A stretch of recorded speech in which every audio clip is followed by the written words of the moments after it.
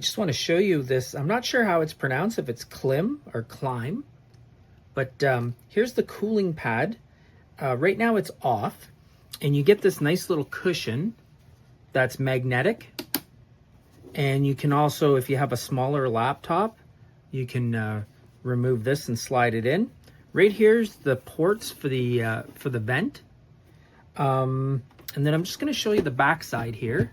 So back here, this is where you plug in the DC adapter that's provided. And then you get 3 USB ports, and then a USB-C port that's back there as well. So I use that USB-C port and plug that into the laptop to give it power if you don't have a DC available. You have these cool little tabs here. I don't know if you can see them, but these tabs are adjustable, and then that stops your laptop from sliding once it's on. And then you can adjust. I'm just gonna flip it up again, and then you're gonna see the little, where it is. There we go. And here's the little bar, and then the little bar fits into, I'll show you the grooves depending on the height. So you can, and then because I showed you the tabs in the front, that's what's going to stop your laptop from sliding off. So we're going to just close it for now. And then, yeah, I'm going to turn it on. So here we go. So I'm actually going to bump it down. So it starts at 1500 RPM. If you have it plugged in just to the laptop and not through the DC adapter, it stops at 33.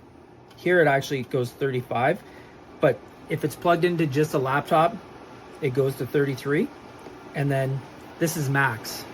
So I'm not sure how it translates to you, but it's pretty noisy.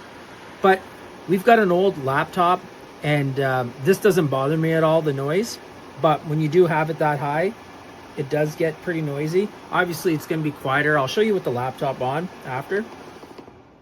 And then here's the nice little feature too. And you can play with all the settings on how you want the colors to appear. I mean, there's all different settings. I mean, at the end of the day, that's like an added bonus or an option. For us, it's more about the cooling, and I need this thing to cool. It's cool, it lights up, but for me, the main thing is the functionality and that it works with the laptop. So I'm gonna pull out my beast of a laptop. This sucker is old, but still useful. The kids still use it for homework. And so here we go. So here's a 17-inch laptop. So one of the things that I said is a little bit annoying is the tabs here. So you do have to pull it away in order to open or close, because the tabs do get in the way. But here, I'm gonna crank it up again to the max, and then maybe you can hear the difference with something covering it.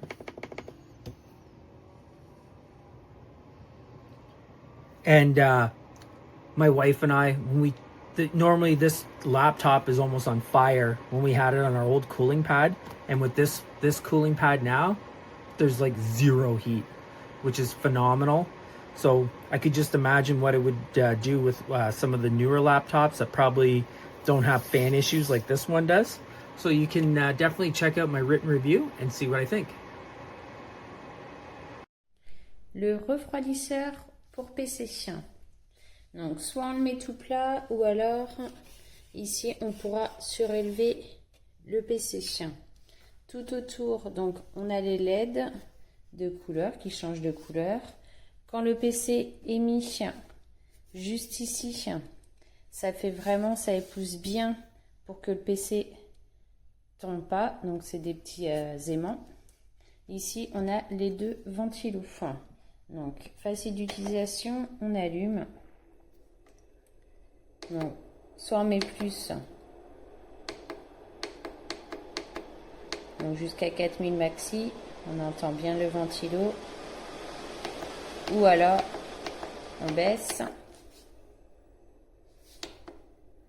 Ici on a un jeu de LED, donc on voit bien.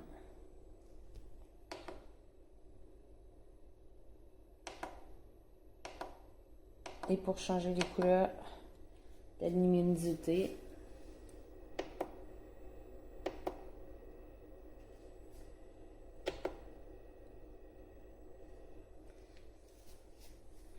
C'est vraiment très bien quand il fait chaud, là en cette période-là, l'été, les PC qui chauffent vite.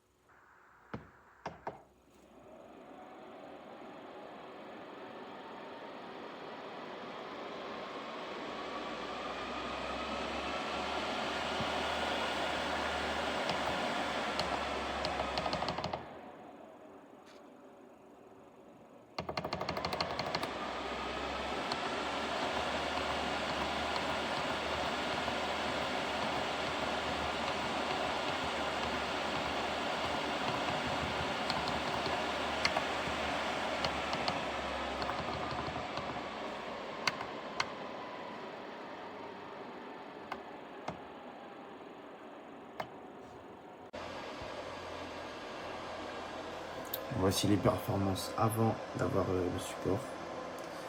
Alors, vous voyez bien au niveau des températures, on est largement au-dessus de 80 degrés, même 90. Et maintenant, je vais vous montrer les performances avec le support.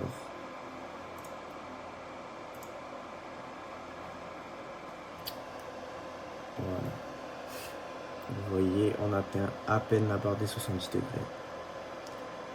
Et pour le processeur graphique, en dessous même des 60 degrés, on est à 57, 56, vous voyez. Voilà. C'est entièrement validé.